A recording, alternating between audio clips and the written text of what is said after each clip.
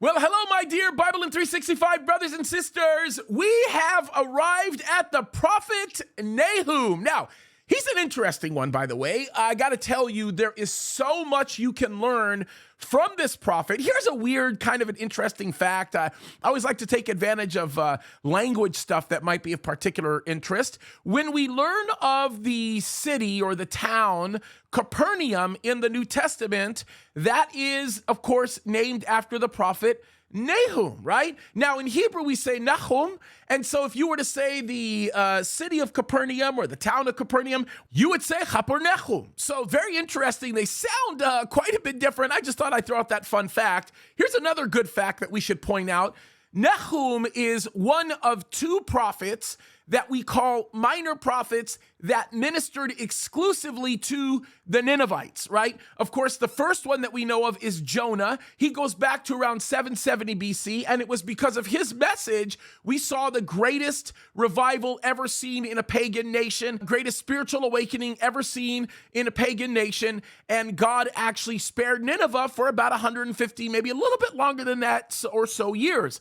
And then, of course, we've got the prophet Nahum who comes into play, who also shares a message of judgment and destruction, but this time it didn't go so well for the Ninevites. Then, of course, you've got Zephaniah, who was a contemporary of Nahum, which we'll talk about Zephaniah in a few days. And of course, he also predicted Nineveh's destruction. And then, of course, you've got Isaiah, who spoke about the destruction of the northern kingdom at the hands of the Assyrians, and then eventually spoke about the destruction of the Assyrian capital of Nineveh a little bit later on. So all of these are important. And of course, Isaiah would have actually ministered right around the time that would sort of be in between Nahum and Jonah, believe it or not, kind of right in that place. And so kind of interesting facts. Now, why is Nahum such an important work? I'll tell you why. It's critical because what Nahum does, which, by the way, the word Nahum means comfort, right? Sort of an ironic name to be given. But what we learn from this amazing piece of work is that God says this. God always, and he does this all the time. God works this way with nations. God chooses to extend his hand of grace to any nation that's walking in sin. He warns them. He says, come on, I want you to get things right. I want to be able to bless you if you will turn your heart towards me. And he warns them again and again and again, and he gives them opportunity again and again and again. And God even declares that, right? God says, listen, in the beginning of Nahum, he says, I want to extend my hand to you. The declaration that Nahum makes is, the Lord is good, a refuge in times of trouble. He cares for those who trust him. That's in verse 7 of Nahum 1.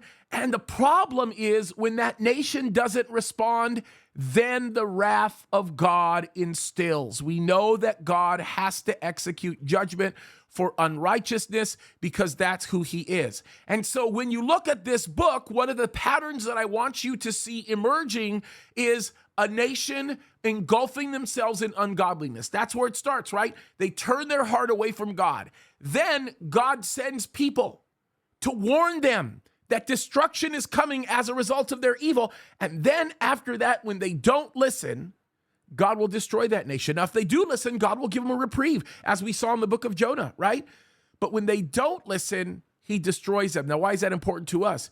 It's important to us because if you will look at the work of the prophet Nahum through the eyes of what's going on in the United States of America right now, it will give you a better understanding of just how in trouble America is if the people of God in the United States of America does not repent. If we do not say, God, we need you, we're holding fast to you. If the nation doesn't repent, we're in trouble. And that's what this amazing story is all about, folks. That's where we get great insight into the pattern on how God deals with nations. And when you look at this prophet, there's where you're going to understand it. You're going to understand it well. All right. There it is. I'm super proud of you. You guys are doing a great job. Keep fighting the good fight. Keep serving the Lord. Keep reading his word. God's going to bless the effort. God bless you guys.